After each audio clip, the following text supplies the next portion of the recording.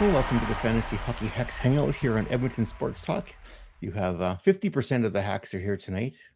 The other 50% are missing in action. One's probably moving, and the other one's probably feeding cows. If I had to venture a guess. Yep. We got a good little show here for you tonight. As I mentioned, we are live here on EdmontonSportsTalk.com and on our YouTube channel, youtube.com/heavyhockey. Don't forget to like and subscribe while you are there. Tonight we are going to talk about the Oilers, of course. We've got some around the league. Devon's got one guy he wants to talk about tonight. We'll see how that goes. Who are we talking and about? If we get some time, we'll go into hot or not, if we get some time. Should we just jump right into the Oilers and start off there? Yeah. Did you watch the game last night? No, I did not watch the game last night. I was at the gym instead of watching the game. And you're telling me there wasn't a live broadcast at the gym, Bruce, while you were pumping some iron? I was on a rower, but no, there was no TV. Well, actually, you know what? There was a TV in that room. I'm going to have to talk to Blaine and Robin about that. Yeah, get on it. That's going to be a must because he's a big Oilers fan too. We're going to have to talk about that. Oh yeah, and that's a business expense, right? You got to do these things. Yeah. You know what? Pretty funny for them to go up 3-1 and then squander that lead.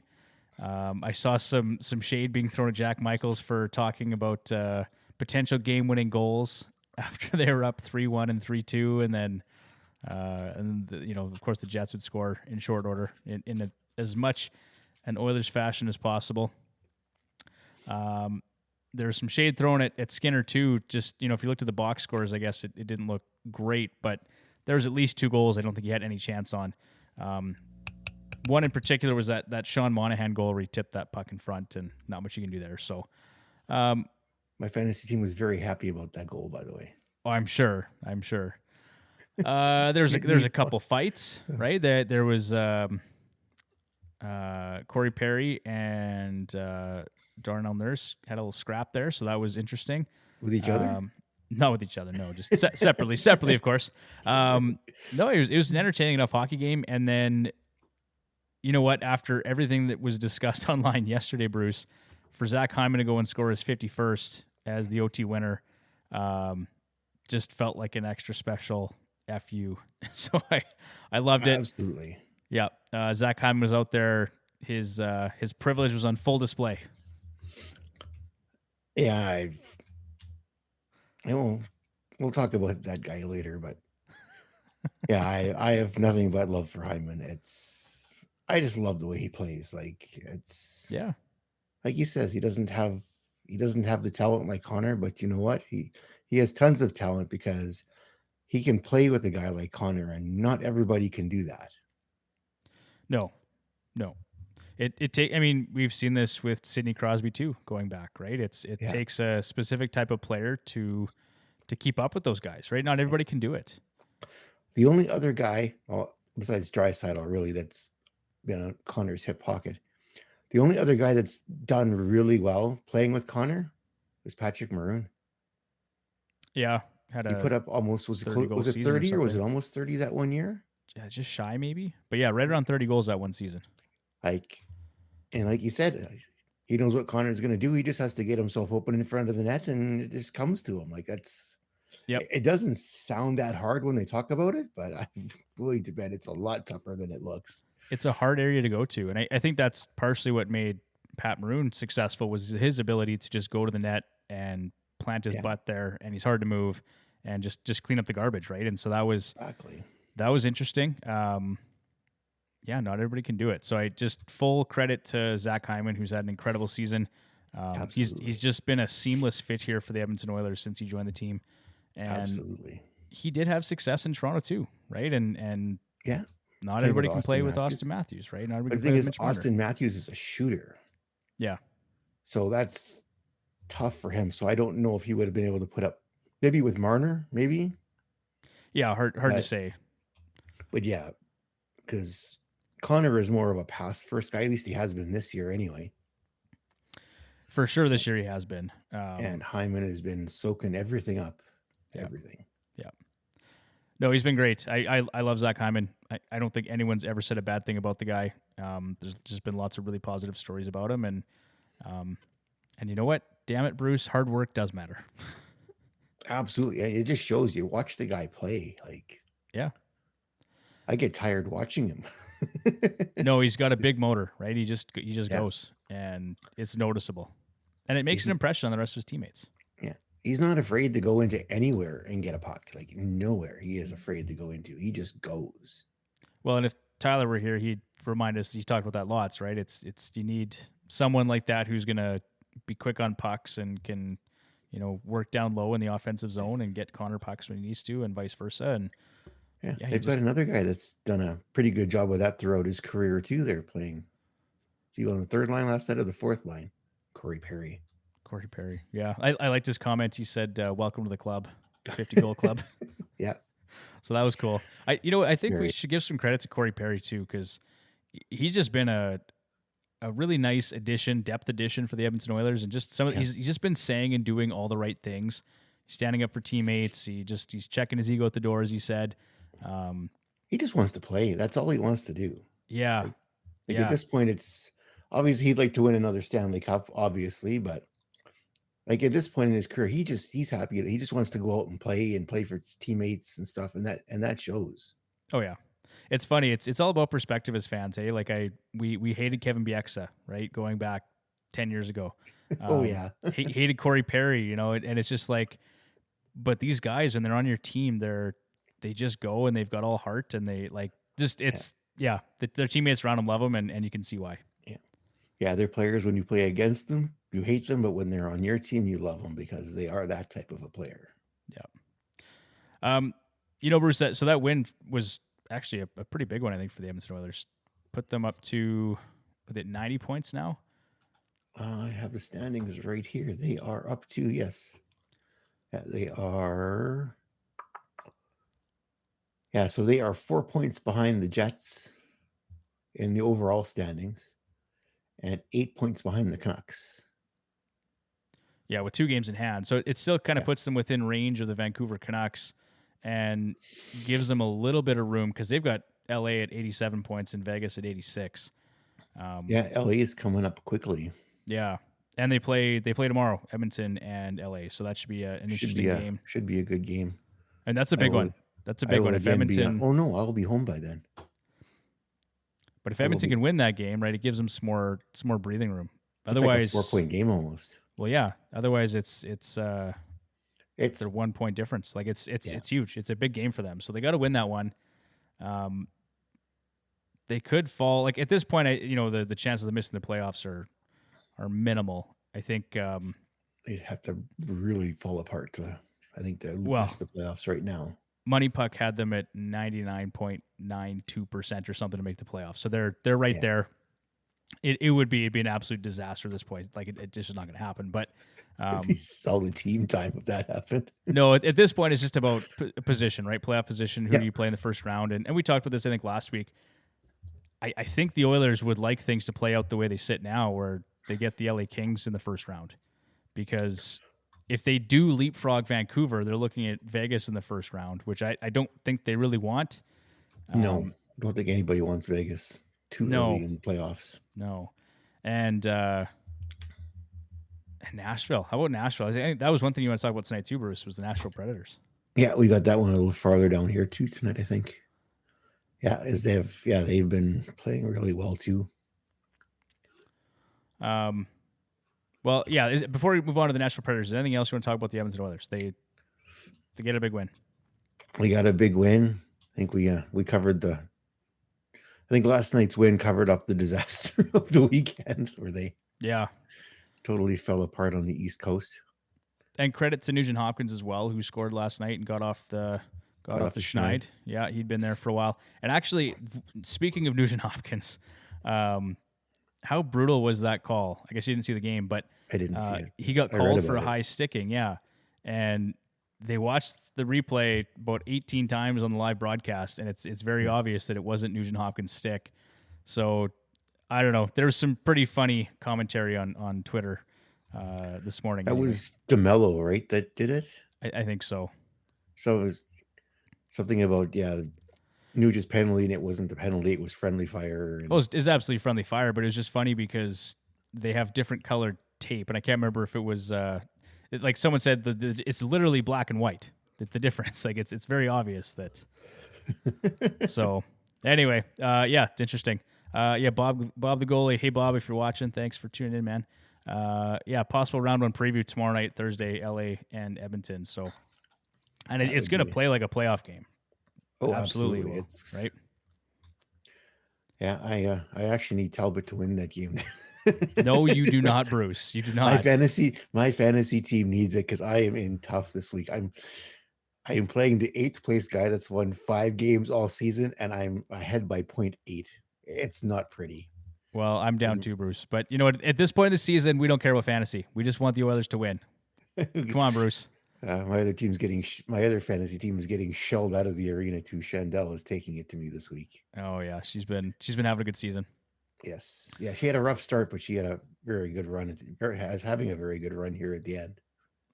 All right, Bruce, what do you think? Should we move on to around the league here? Because we got a few things we want to talk about tonight. Yeah, we want to get this first idiot stick out of the way. Dear God, like. Well, give me your take, Bruce. Andrew Berkshire. I think it's probably it's really interesting just because I don't think I've ever seen on Twitter before everybody agree and everybody have the same opinion. It's been amazing. Yeah, I purposely didn't watch the video because I read all the stuff. I'm like, oh dear God, I don't want to listen to this. And then this morning I listened to it and I'm like, there was a reason why I didn't want to listen to it because, yeah, the guy is just, and then he did a follow-up video to it that was twice as long and made it even worse. And it's like, dude, like. Yeah, we're talking about two completely separate issues, right? I mean, yes, everyone understands that hockey is getting more and more expensive, and it's a game that's hard to play in Canada because not everybody can afford the ice time and the fees and the equipment and everything else. Exactly. But that's a completely separate issue. Argument. Like, why are we talking about Zach Hyman and his 50-goal season, and then talking about hockey and who has the ability to pay for this and that and the next thing? The two don't matter, and it's just an awful, awful take. And I look at this and I go, as a parent, it's really frustrating because I'm trying to teach my kids that hard work does matter. And if you listen to Andrew Berkshire, in his opinion, it doesn't. Because all that matters are the opportunities you get, and then you work hard. Well, no, I was raised that if you work hard, you're given opportunities, right? You have to prove yourself, and your reputation matters. And when you do good things, as Zach Hyman said, good things will come to you because people trust your ability to get the job done. So just an absolutely terrible take from Andrew Berkshire. I unfollowed him yesterday. I was like, this guy's an idiot. And I don't want to call people names. That's not what I'm about either. But just a brutal take. Yeah. And then some people took it a different direction. And it's like, no, I'm not. It just mute. That was done. I just right-clicked and just muted his name and done. I don't want to see this anymore.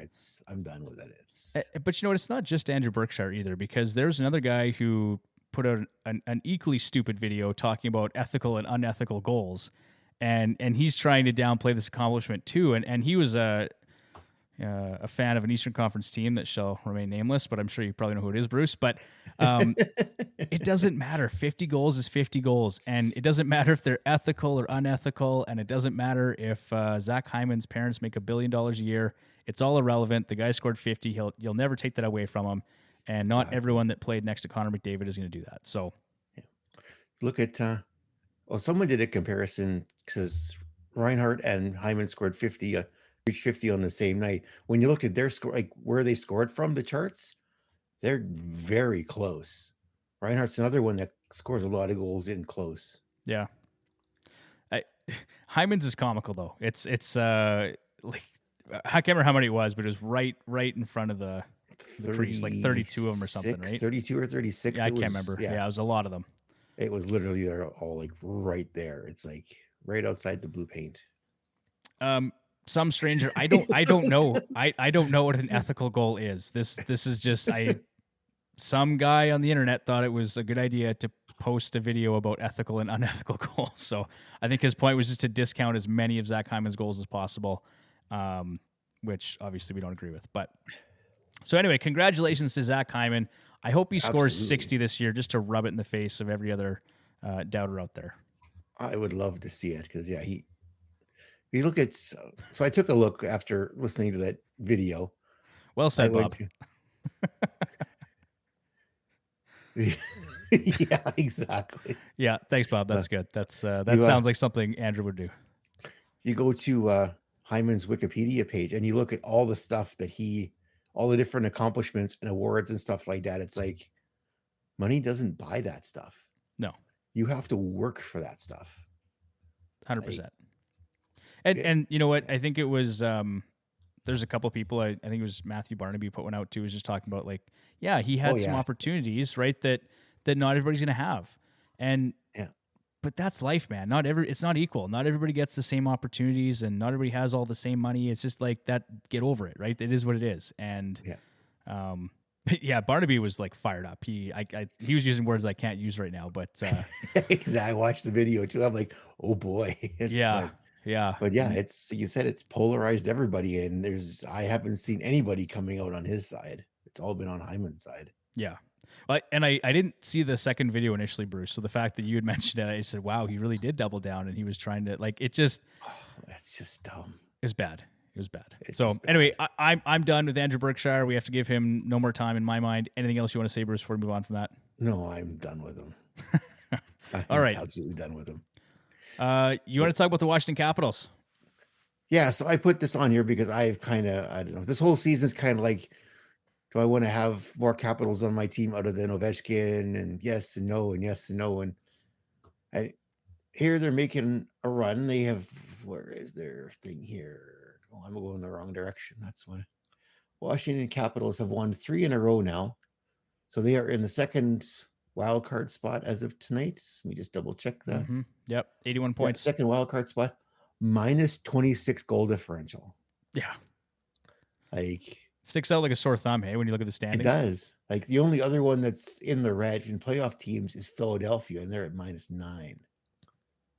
Yeah, they are really defying the odds, especially based, on expectations heading into this season.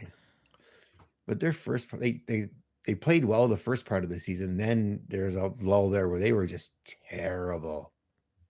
Yeah. They were just terrible. And then they've pulled themselves out of it, and they've pulled themselves back into a playoff spot. Ovi scoring goals again, like they're going out of style, which is good. Yeah, we'll talk about Ovi a little bit more in the show here. My fantasy team needs that too. I'm sure you're thrilled you held on to him. Yeah. My fantasy team needs a lot of help right now. Washington, actually, Bruce, they've won 7 of the last 10, so they've been really rolling right now, and Charlie Lindgren's a big part of that too. So, for anyone out there looking for goaltender help in terms of fantasy hockey, Charlie Lindgren is, I believe, still widely available, and he's been helping them to win games. So, yes, I may need goalie help this week yet. Now, to be honest, Bruce, I'm looking at the standings here. Detroit's just 2 points back of Washington, and I'm torn here because part of me really thinks the playoffs are better with Ovechkin in them, but I'd also really like to see Patrick Kane and the Detroit Red Wings finally make the playoffs. And I think that's a team. You go back 20 years, everybody loved when the Red Wings were in the playoffs, right? When those early 2000s teams, those rivalries with the Colorado Avalanche, and just they're a lot of fun to watch, right? So. Truthfully, I'm okay either way if it's Detroit or Washington, but it's going to come right down to the wire here. Well, they're going to probably have to go with someone other than Alex Lyon because, dear God, 0-9 in his last 9 starts. Well, Bruce, we talked about Alex Lyon a couple weeks ago, and I said at the time it's been rough, and they've got a couple guys there that can take over starts, be it James Reimer or Husso. They've got Husso's still hurt. But he's, when he comes back, I mean, you got to think they're going to give him a chance if Lyon continues to play the way he has been. It's like he's totally just dropped off a cliff here. Yeah. He was playing so unfortunate. Well, too. Yeah, I had held him for half the season. He was kind of my third or fourth goalie on my fantasy roster. So I had him for a while on one of my teams, too. Yeah. But yeah, that's a rough one. And then let me just check the updated because when I wrote these notes, there was 7. Yes. Sorry, Bruce. I'm just Bob chimed in here again. Isn't it odd the Caps allowed more goals than they score, but Lindgren is probably their MVP? Absolutely. Yeah, absolutely. It's an interesting situation, that's for sure. He has stole games for them this year, definitely. I was looking. After tonight's action, there are 7 teams within 3 points of President's Cup. So the Rangers are presently at 100 points. Sorry. Dallas and Boston are at 99 because Boston lost to Tampa Bay today. Vancouver's at 98. Florida, Colorado, and Carolina are all at 97. And then Winnipeg's at 94. Like, these are all teams within striking distance of. So that's going to be an interesting to see how the rest of this plays out. Yeah, it's. I mean, I don't think anyone's too concerned about the president actually winning the President's Trophy, but it's tight. And at this point, yeah, it's anyone's to win, right? Yeah. I mean, Edmonton still has played the fewest. Not that they're going to win the President's Trophy, but they're only at 70 games. Everybody else is at 72 games or higher. Yeah. So, and they're at 90 points as well. But that's good. I may need Leon and Evander to score some goals in those 2 games to keep my fantasy team afloat. Oh, yeah. Did we talk about Evander? I think did we breeze over that? We kind of breezed over it.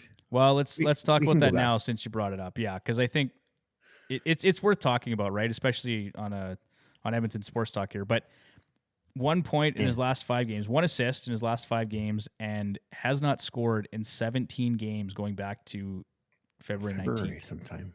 February 19th. Yeah. So it's been a long time. What do you think, Bruce? Like, he's got 2 more years, right? He's got next year and the year after at 5.12. We've talked about this recently as well, but do they look to move him this summer? I think they do. If the playoffs don't go well, I think they do. The only problem is he's got a full no movement clause. He controls everything. He can pull a Olmark and say, I don't want to go anywhere, and he doesn't have to go anywhere. Yep. It's just, we've seen this movie before, right? So like, he just got scratched the other night.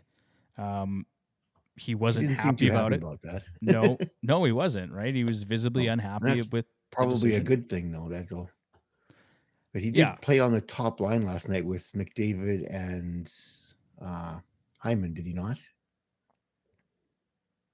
Good question. Because he had 6 shots on goal. I saw that. That was a nice. He had chances. He did for sure. And I think someone had commented and said that was probably the best game he's played in quite some time. But I mean, they need more from him, right? He's on pace for 47 points, and he's hitting plenty. He's got 217 hits this year. He was back on the third line by the end of the game last night. If I'm looking at this, it's actually, Bruce, he's at a career best or close to a career best 3.19 hits per game. So he's been tossing tons of hits around. But I had also read somewhere right around Christmas time that he was dealing with some kind of an injury as well. Yeah. Which could explain too why he's not as much engaged or looks disinterested. He may not be physically able to too. That's. Yeah, we have no idea what's going on behind the scenes. But at this point, like, if he's not going to produce and if he's causing friction in the locker room, I don't know that, but it's just, he got scratched. And then you saw that argument, whatever he had with Leon on the bench the other night too. And it's like, is he starting to get on people's nerves? I don't know that. I hope it's all fine and it works out, right? Because he's actually been pretty good in Edmonton. But yeah, that to me looked kind of like because he was on the power play right before that, was he not? Yeah, I'm trying to think what the. I think that was just. It didn't look that bad, Bruce. I just haven't seen that level of like disagreement between Evander and anyone at this point. But yeah, I think that was more of a matter of first time Evander's been on that unit for a while, and I think Draisaitl was just because there was probably some looks that they missed that they could have taken advantage of, and just frustrations boiling over, right? Which is typical. Because that game didn't go well for them. So no. Okay, well, I don't want to hate on Evander here too much. Let's move on here. Let's talk about the Predators. Yeah, so they are 8-0-2 in their last 10. They came from behind to beat the Golden Knights the other night.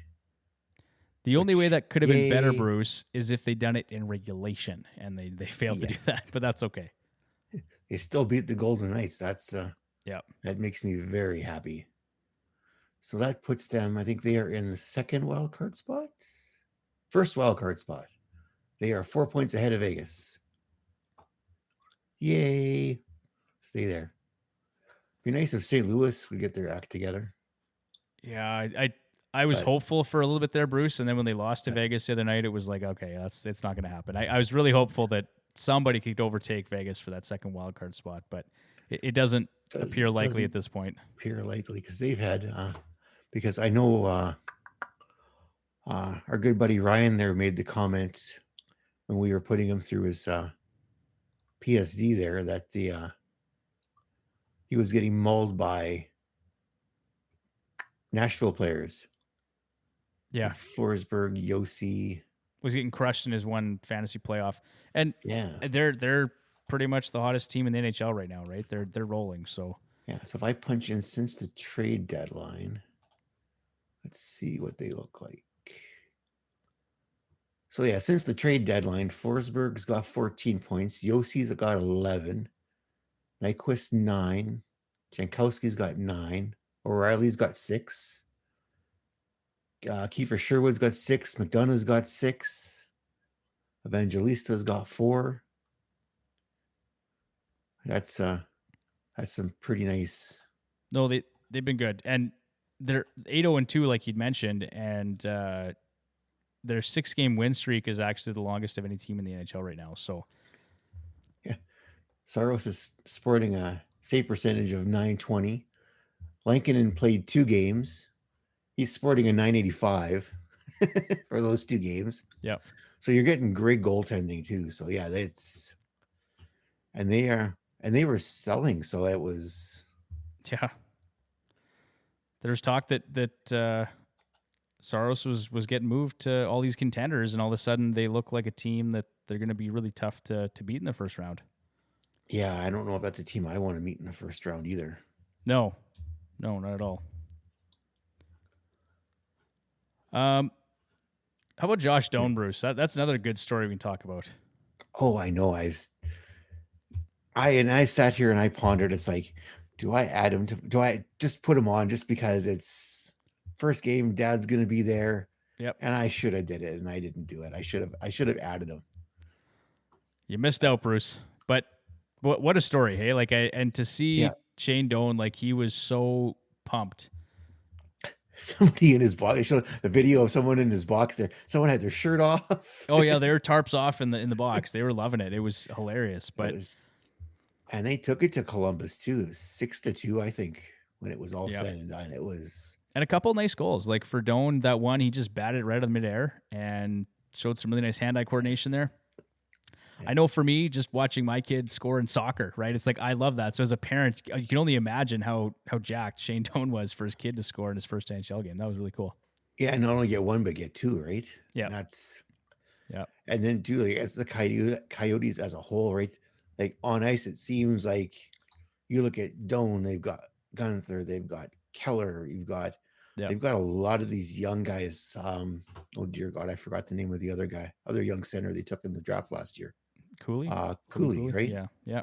Oh, they've got tons of young talent to like. I mean, Vejmelka and Ingram solid in that seems. Yeah.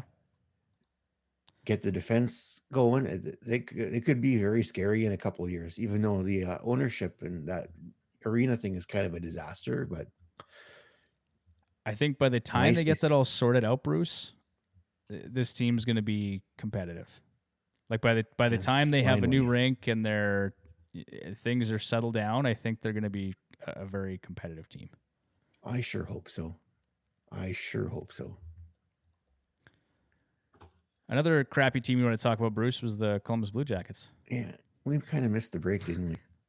We're just going to blow through it, Bruce. We're going to try and wrap this up in an hour tonight. So, let's just blaze right through it. Yes. We got one more thing here for around the league, and then, we'll move on to hot and not. So, Did you read the article from?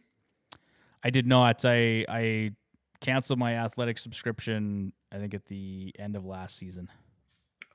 So basically, what the article is Aaron starts from when Columbus was started off as an expansion team and kind of followed their management, the drafts, teams, how things went throughout up until now, and holy crap, it's a train wreck. it's a train wreck. It's yeah, we always call our decade of darkness for Edmonton. Other than that series where they beat Tampa Bay in like 4 games, it's been all darkness for Columbus. It seems like it's only the time Torts was there seemed like that they had a little bit of success. Other than that, it's just been one mess after another.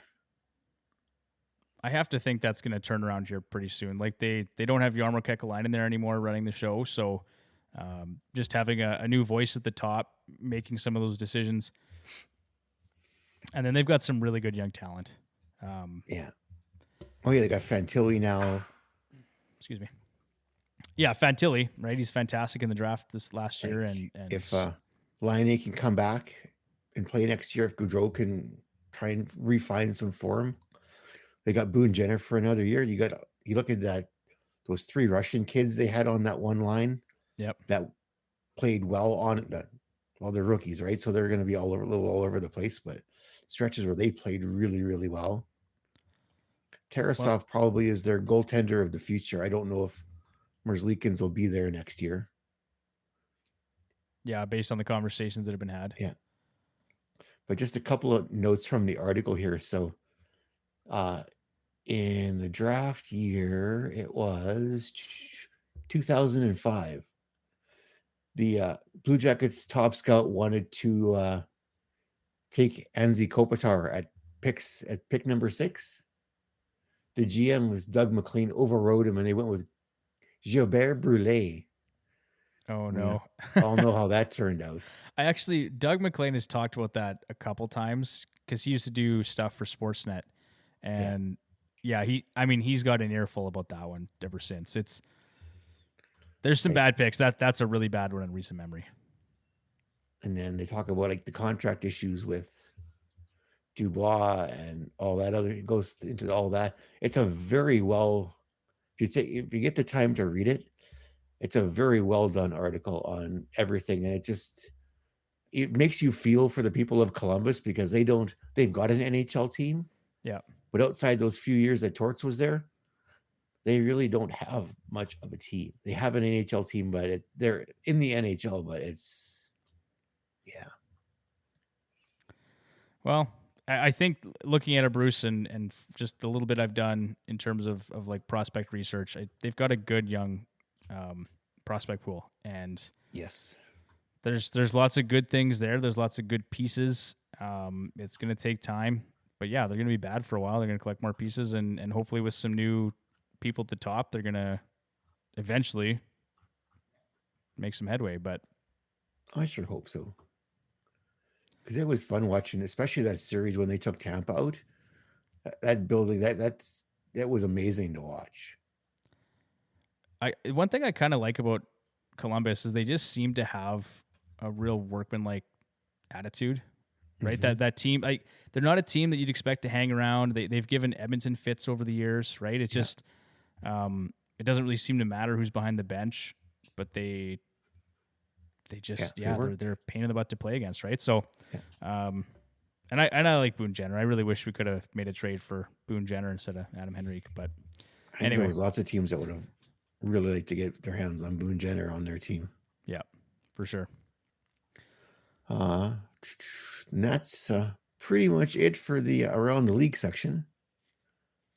Let's move on to hot or not today. I like how that. Yeah, we can take that off. Hot not. Let's talk about. Now we're kind of digging into more of the fantasy stuff here for anyone that's still rolling in their fantasy playoffs. Yeah. So our first guy on here, Jordan Kyrou. He does not play for Winnipeg though. He plays for St. Louis. He's got 7 points, 4 goals, 3 assists in the last 3 games. Production is down. He's on pace for 65 points, Previous 2 seasons were 72 and 75 points. But he's been on a bit of a roll here lately. Yeah, good to see. I think as the team has been better and they played really well, right? The second half of the season here, so that doesn't surprise me that he's playing well. Yeah. They weren't expected to be basically a few points out of a wild card spot. I think a lot of people picked them to be down where San Jose and Chicago are. Yeah, well, that seems a little extreme, maybe, but definitely not. Like, I don't think playoffs were really anyway. No, for sure. So, and I think part of that is due to Binnington's had a solid season this year. Surprisingly, I didn't draft him this year, so that's why he did well. I'll draft him again next year. Guaranteed. It'll be total crap. That's how it'll go. Just a sucker for punishment, hey, Bruce? I still look, the 3 goalies I drafted at the beginning of the year for my fantasy team in ESPN are still on the waiver wire. That's how bad my goaltending picking is. You were trying to go complete 0G. I get it. Oh, yeah, and there was 2 zeros, all right. Although Korpisalo played well tonight. Robert Thomas, like St. Louis has had some guys come out and have really good seasons. So Robert Thomas, obviously, first All-Star appearance, I believe. Yeah. Jake Neighbors has been really solid for them. Who else has been playing well there? Well, Bushnevich has, even though they tried like heck to get rid of him at the deadline. Yeah. It's another guy I would have loved to have seen Edmonton grab, but that's okay. Yes. Let's talk about Philipp Kurashev out of Chicago. Who, go for it. Bruce, I didn't, until we were doing the research here, I knew he was having a solid season, but 11 points, 4 goals in his last 7 games. Yeah. And he's on pace for a career. I think he's around 60 points, or on pace for 60 points. That's fantastic. So he's looked great. He's getting tons of minutes. Playing next to Connor Bedard obviously is going to pay off for you. And I think one thing we should do, Bruce, we probably will do, is when we come back after our break in the summer, I'd like to kind of dig in, or maybe do this before we take our break, but I'd like to go through our projections from last summer, last fall, and see how some of those played out, because I know we had Kurashev and some of those guys in our projections. Oh, absolutely. We definitely should. We should do that before the break, I think. I think it's one of those things. Yeah, no, I think you're not maybe right. Not before the break, but before. I think before we take off for the summer, we can talk about that, right? But probably could. Some of the best players, and some of them we're going to be way off on, and some of them we're going to be right there, right? So yeah. But it'll be interesting to see. So Kurashev, a guy to keep an eye on, and 8% rostered in Yahoo. So if you're still in fantasy playoff contention, looking for your championship, that's a guy that probably should be on your roster. I am for a few more days. Yeah, there you go. And I do say only a few more days, because I have a feeling a first round flame out is coming. You can't win them all, Bruce. No, I can't. This next guy here, though, he's since the trade to Tampa, he has fit in seamlessly, Mr. Anthony Duclair. So I think, are these since he joined Tampa, or is it slightly before? Because he was on a bit of a roll before he got traded too. He was. So the 14 points in 9 games that includes some time with the Sharks, but the 9 points and 5 goals, that's taken place over his last 7 games with Tampa. He has fit in seamlessly there. Yeah. And pretty much killed Brandon Hagel's fantasy value, which I had. He was doing well, and then I didn't get on Duclair fast enough when I realized what happened, and by then it was too late. And Hagel has done very little since Duclair has joined the team, because Duclair took his spot on the top line and on the top power play unit. Which is really strange to me, because they've got Duclair for, like, they just signed him. How long was that extension he got? Duclair's contract? No, Hagel. Yeah, Hagel just signed a nice big contract with him. Yeah, so it's strange to me that you would, okay, well, hey, you know what? We've got this guy as a rental. We're just going to give you the role of this guy that we just paid a lot of money to, and he's going to be here for the next few years. It's strange to me they would do that, but maybe at this point they don't care, because it's just about making the playoffs. So it's about winning, right? That's all Tampa's been about, is winning. Yeah. Yeah, so Hagel is, where did he go? That's Nick Paul. Brandon Hagel. So it's $6.5 million here for the next, till the end of, oh boy, that's a long one, till the end of 31-32. So yeah, you signed like a 7-year deal, right? Yeah, And then Duclair signed with $3 million, I think, at the because I don't think there was any retention on that contract. There was no retention on that one. So, but you imagine if Tampa could sign Duclair for $3 million again for next season? Oh, I'm sure they'd love to if they can fit him in. Like, yeah, like you just look at some of the stuff they got. They find ways to do this stuff, right? Which again, Bruce, is why I was so disappointed with the Edmonton Oilers trade deadline. And at this point, it doesn't Ken look Holland. very We're used good. to disappointment. Oh, good Lord. And somebody else was griping about Henrique today, and they just put out some of the stats, and it looks ugly. Like, yeah, by almost every metric you can evaluate, he has not been an effective acquisition for the Edmonton Oilers so far. No, he is not really. He hasn't really fit in, or at least hasn't figured it out yet. Anyway, they've got a few games yet to figure it out, but they got to figure it out soon. All right, let's not get negative here, Bruce. Let's talk about Alexander Ovechkin. Let's please, because that's another reason why my fantasy team is where it is right now in the playoffs. 9 points, 8 goals, and 1 assist in 5 games. He had just 8 goals in 39 games to start the season, 18 goals over the next 29, and a 51 goal pace over 82. So it's getting nice and a little bit closer to Gretzky's record there. I'd truly like to see Ovi beat it. I really would. I don't know. I'm kind of indifferent. I mean, it's great. I mean, records are meant to be broken, right? So yeah, I think he probably will. He might be. If he keeps scoring the way he is, he's going to break it sooner than later. But there was a time there it looked like he'd have to be 45 before he's going to break that record. Well, at the beginning of the season, it looked like, dear God, he's not even going to get even close to it. But here in the second half, like lately, he's firing on all cylinders again. If he can do that, but yeah, if it gets to the point where, again, it was like Ovi at the beginning of the season, it's like someone just put him out of his misery and just... It looked bad, yeah. It did not look good at all. Now, to be fair to Ovechkin, there's an argument to be made that he probably would have broken that record already had he not missed the number of games he's missed. You know, be it for labor negotiations, lockouts, COVID, whatever, right? Like, how many games has he not by his own hand missed and had opportunity to score more goals? So, yeah, you know, he's going to play, I think, for as long as he can until that record's broken, and then he'll probably just walk off the ice. But yeah, he'll win if he can beat the record inside his current contract. Yeah, he'll just...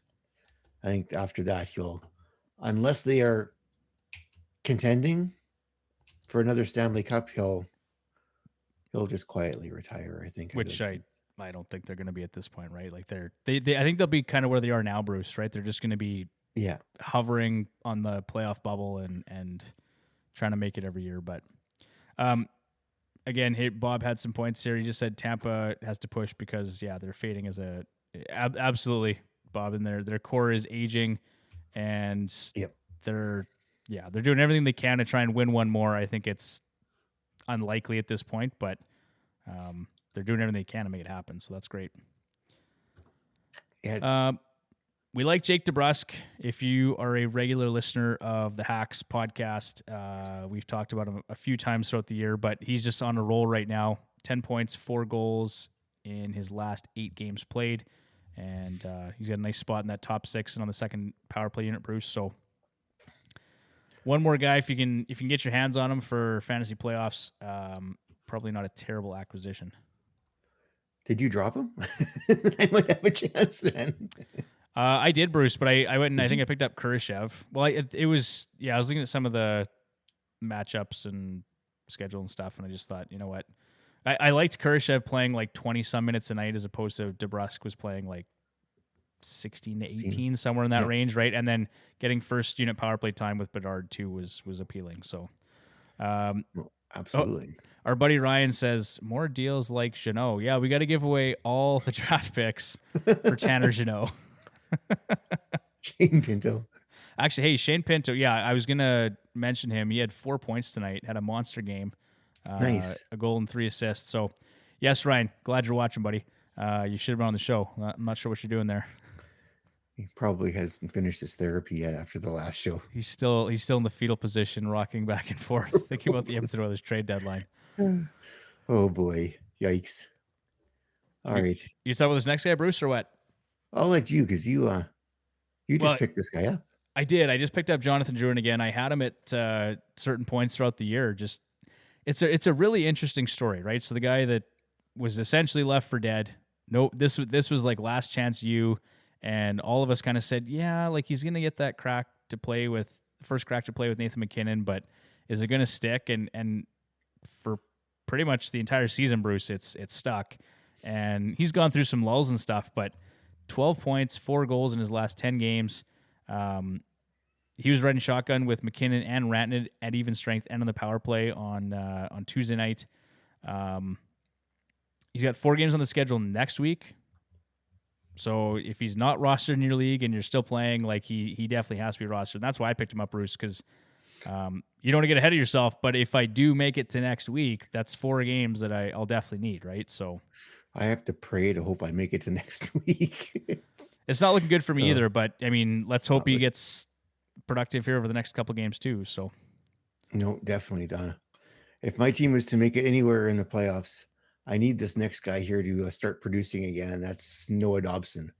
He's got no points in his last 5 games. I need Noah to find some points. Noah, find some points, please. He's had a great season. He's had a fantastic season. Yeah, 65 points in 71 games. Like, he's just been outstanding for them. Probably not going to pick him up in the 11th round of the draft next year. No, Bruce, you're not going to be there. You're not getting that kind of value again. No chance. not anymore. He's going to be up there with Bouchard next year. Well, and it's funny because his shooting percentage is actually down relative to his career and his 3-year average. So he could have actually put up a few more goals this year. So I think some regression's coming here, Bruce, right? If he hasn't put any points up for a while. Yeah. Patrick Waugh broke Noah Dobson. Well, that could be the case. I hope not. Well, it's okay. Someone's going to draft him really high next year, so I won't have to worry about it. So, yeah, just 1 assist in his last 9 games. Hey, like it's been a little ugly. So let's hope that let's hope you're wrong, Ryan. But and just for the record, Ryan, you missed it, but we did talk about Nashville already. So yeah, there's something in the water there for sure. This next guy here, Bruce, Philipp Hronek. As you know, I picked him up off waivers in a couple different leagues this year. Yeah. And no points in 9 games. It's been check the stats. He's dead. Okay. It's been a tale of 2 seasons for Philipp Hronek this year.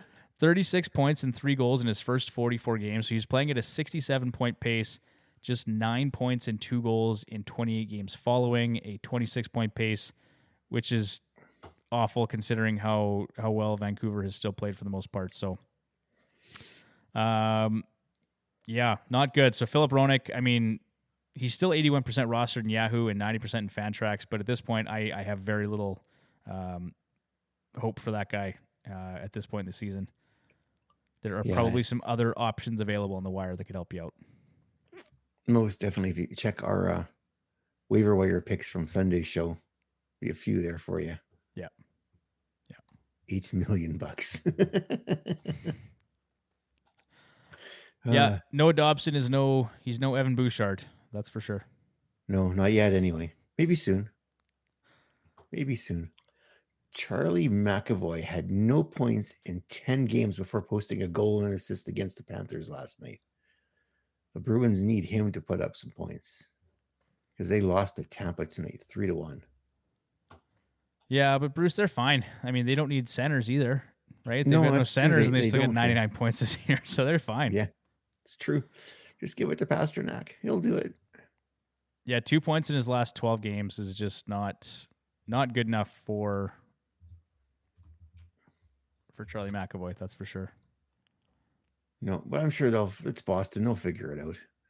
And like we said before, they're in league standings. They're third?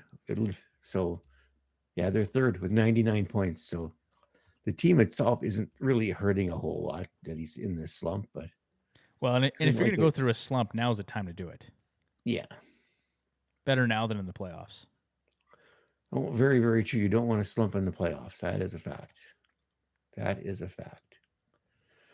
Next one on the list, Mason McTavish from the Anaheim Ducks. Well, let's put it this way: the Ducks suck. So that pretty much has a yes, they do. No points in 7 games, but then I think when you look at the cold list, I think there is probably a whole lot of Ducks on that team. Or on that. Yeah. So if I update the report and go to the cold list, it's dear God, it's all of them. Strome, McTavish, Carlson, Zegras, Terry. Terry's 4 games. Zegras, yeah, it's just ugly. Which is too bad, because how many times, Bruce, have you gone to that well to take advantage of the schedule, right? They play so many games on off nights. I know. It's like Terry and Zegras, like I picked Zegras up exactly for that purpose, right? And this year has been a terrible year for him. He's been injured more than healthy. Even Troy Terry. I mean, I think I drafted him in one league just thinking that, and I've never really been a big Troy Terry guy, but I thought, okay, 37 goals 2 years ago, 23 even last year. Yeah. He's putting up some points, right? Yeah, but now, I mean, his production's down again this year, and there's not really a whole lot to like there, to be honest. Yeah. So even Vetrano, who their 30 goal scorer, he's got 1 goal in the past 9 games. Yeah. Like their whole offense has just dropped off a cliff. For sure. Moving on to Mr. Matty Beniers. So playing at just a 39-point pace following his Calder-winning campaign last season, in which he posted 58 points. Beniers did post a 3-point performance last night, but now has 7 points in his last 11 games. So maybe all hope is not lost. They could really use some positive going into the end of the season. I think they were really hoping they could make the playoffs again this year. Yep. I mean, and it is what it is, but I think this is it's an opportunity. This is a guy that is actually putting up some points right now. Just because I put him on the list, that's why he started scoring. I think so, Bruce. Yeah. It's like most of this just went through my fantasy team. Yeah, he's not scoring. He's not scoring. They're all cold. They're all cold. It's brutal. My whole team is just taking the week off. We're out. We'll be back. Oh, there is no hockey next week because we forgot to come this week. Whoops. Good timing, Bruce. Good timing. The last guy we got on the list here is Mr. Monahan. Until his goal last night, he had no points in 3 games. Which, again, I put on here because he was part of my fantasy team, and my fantasy team is sucking. Well, I don't think Sean Monahan's really been that bad, though, offensively. Like, I'm just looking at his numbers here. No, he's been... So he had... Before this goal, he was dry here for 1, 2, 3 games. Then he had put up 2 assists prior to that and was fairly productive before that. There was just that dry spell in there. And like I said, he's on my fantasy team. He wasn't scoring, so I put him on the list.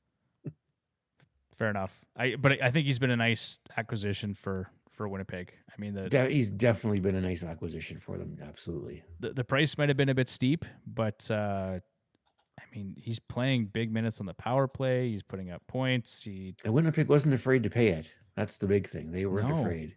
No. So good for them. I mean, I think Monahan, getting Toffoli. Who did they bring in on defense? I can't remember who it was. Oh, that's a good question.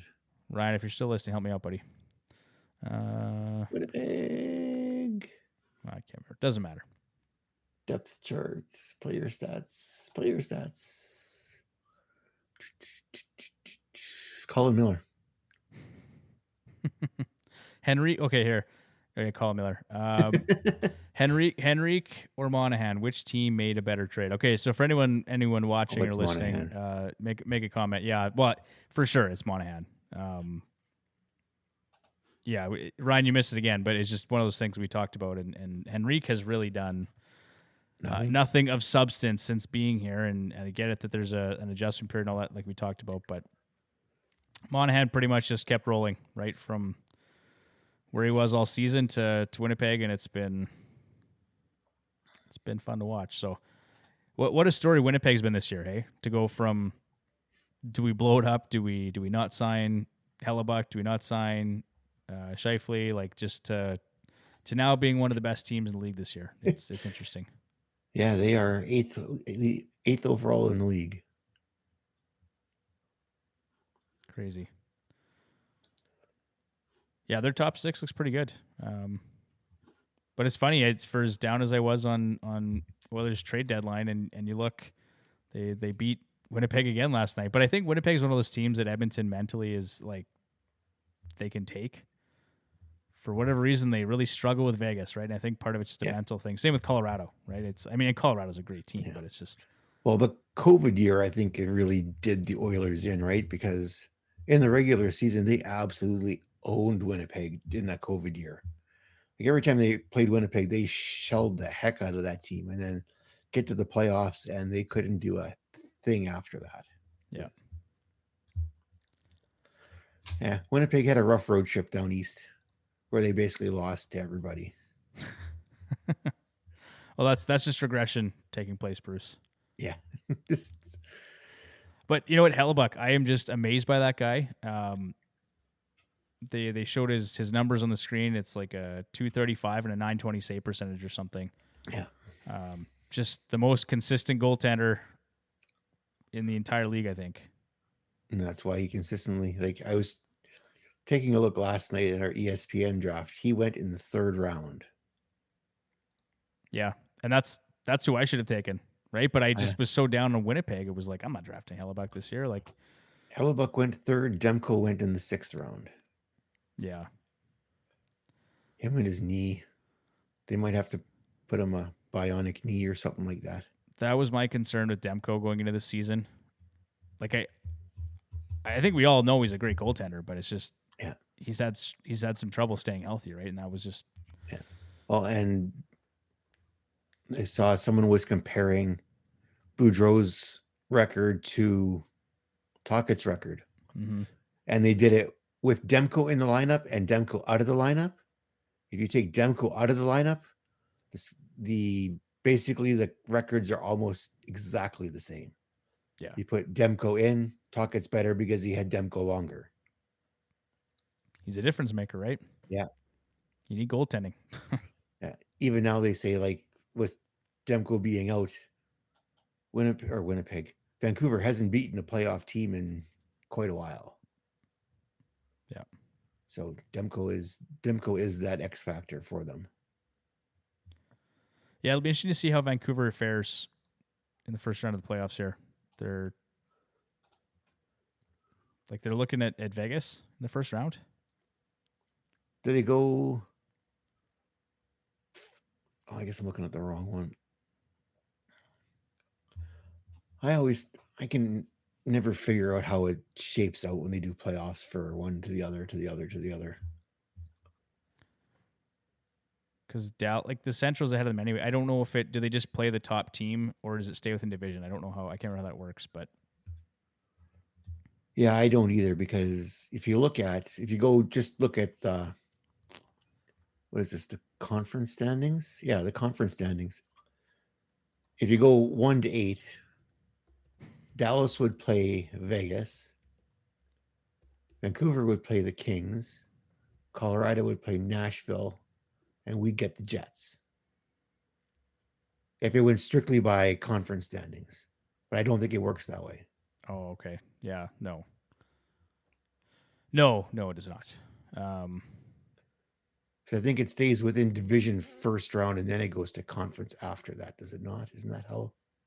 I'd have to look it up. If somebody's listening that knows, let me know. But I think that's why I'm saying I think they get Vegas first. But and that would scare me a little bit. Yeah, if I'm Vancouver, I don't really want to play Vegas in the first round. I don't think anybody wants to play Vegas in the first round, especially when you see Stone and Hurdle in the starting lineup. Yeah. Hey Bruce, we're about to blow past our hour mark here too, but so we should probably wrap this up. Anything else we want to talk about here? I think we covered our hot and not, and that was kind of it for. That was kind of it, yeah. For a plan discussion. Yeah, and then a little add-on discussion after that. 130 mil cap versus the Nucks. Yeah, that's about it, right? Go Vegas. Van gets it. Yeah, yeah. Thanks, Ryan. Yeah, I assume that was the case. So that's a tough one, but if Vancouver can get Demko back before the playoffs start, that'll be a hell of a series. They need him. They'll need him. I'm not sure. Well, DeSmith did relatively well for the Penguins when he was called to action there in the playoffs. DeSmith's been fine. I just think if you're gonna play Vegas in the first round, like you need Demko. Yeah, he'd definitely be. Total brain fart. I was halfway through the sentence and it just left me. Oh boy. Well, on that note, Bruce, should we vacate the premises or what? Call it a night. Let's call it a night. Alrighty, folks. Thanks for listening. Check out our podcast coming out on late Sunday, early Monday morning. If you're making it to the next round of the fantasy playoffs, I'm probably not going to be there, but I'll be doing the podcast, so you want to listen in. There you go. All right, folks. Take care. Good night.